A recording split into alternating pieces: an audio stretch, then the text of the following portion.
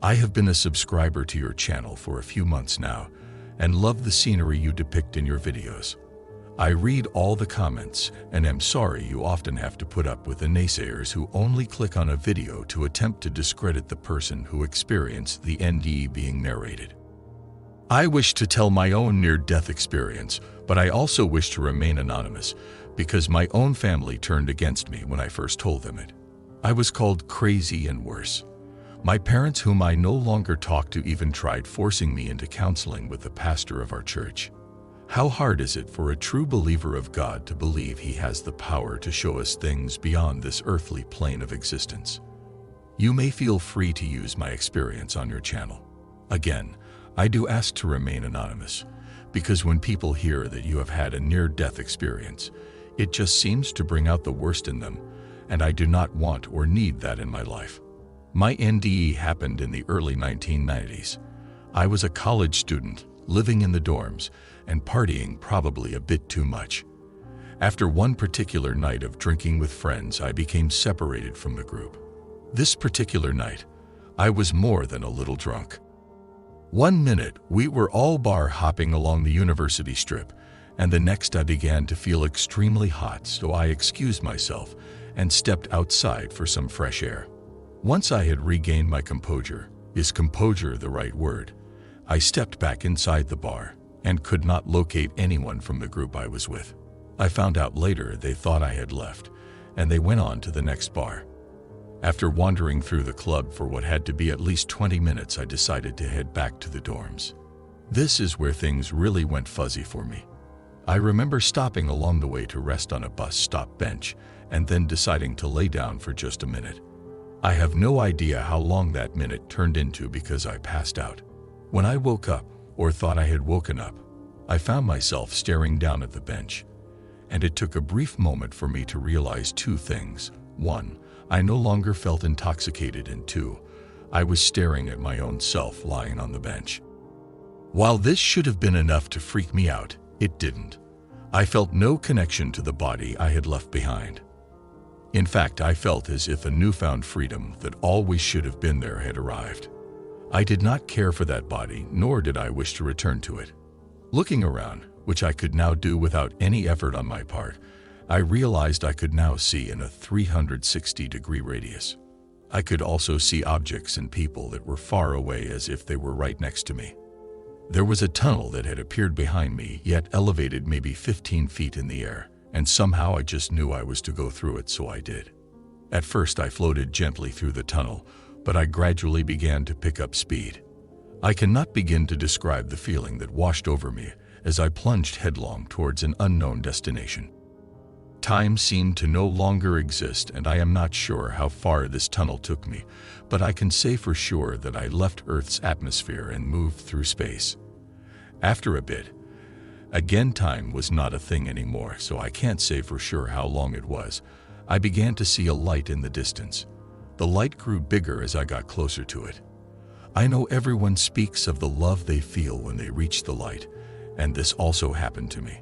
If you gave me 1,000,000 years and 1,000,000 words, I still could not begin to describe that love in a way that anyone that has not been to it could understand.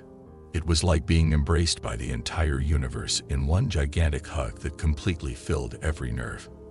As I basked in the overwhelming feeling of love that flowed through me, I saw a man walking towards me. He wore a white robe and had a smile that was so beautiful. As he reached me, I heard him speaking to me without speaking. It was as if the words were just inside my head. I could hear them, even though his mouth never moved. "I have been waiting on you, my child," he said. "You have?" I asked in the same telepathic manner that he had used when he spoke. "Yes, I have," he answered before continuing with, "And since you're going to ask, Jesus is the name you know me by, although I am called by many names. You have been chosen to meet me here and now because you have reached a crucial time in your life. Your future will be determined by choices you will soon make." "What choices are those?" I asked. "You are at a crossroads. I will show you two possible futures, but in the end, which path you take remains within the boundaries of your own free will to choose." Jesus reached out a hand and touched my forehead, and I first saw myself in a doctor's office, only I was older, and the doctor stating to me that my liver was failing due to so much drinking I had done in my youth. Next, Jesus showed me my second future. In it, I was about the same age as in the first future, only I now was working as a social worker counseling at-risk youth and making the difference in my community. I appeared healthier and happier. When Jesus removed his hand, I asked him, "Lots of people drink. Why am I chosen to see the possible outcomes? What makes me special?" Jesus replied by saying, "Every puzzle contains many pieces that all must fit together in a specific order before the final picture reveals itself. This has always been the case since the beginning. Simply look to the stars and realize all the pieces that had to come together for life to even exist on Earth. If even one were out of place, the entire picture changes. I cannot say why you are such an important piece, but I do know that you were chosen to be shown. Now return to Earth and become the piece you were intended to be." I turned to face the tunnel, but before I began my trip back to Earth, I did have one final question to ask. "Jesus, all my life I have heard that you are coming back. Can you tell me when that will be?" "Only my Father knows that. Answer, my child," Jesus replied. My trip back through the tunnel was much like the one I had taken to the light. Approaching my body, which was still on the bus stop bench, my descent slowed until I hovered directly above it. There was a part of my soul that did not want to rejoin the body that lay there lifeless. It wanted to return to the light, but glancing around I could see the tunnel had closed. Suddenly, I felt a force pull me back inside my body with a loud pop sound. I immediately awoke.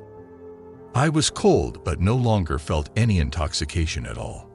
I got up and walked back to my dorm room and went to sleep while wondering if I had dreamt of meeting Jesus or if I had really went somewhere. Somewhere over the next several weeks, I gained enough courage to tell my parents about my experience. That was probably the biggest mistake of my life. They assumed I was either crazy or on drugs. They further enlisted my church pastor to counsel me, and he practically told me I had Satan inside me for such blasphemy. My life did change. As I said before, I stopped talking to my parents, and I even stopped drinking. My grades improved once I cut out partying, even though that also meant I lost more than a few friends. I guess people only want to hang out with those that are on the same thought process level as them. I ended up graduating and moving to a major U.S. city, where I now work as a social worker helping at-risk youth, just as I was shown. I still do not know where or how I fit into this puzzle we call life, but I do believe that I am part of a glorious picture, and I strive every day to do my best to help these kids. Perhaps one of them is the reason I was chosen to see my future. Only time will tell.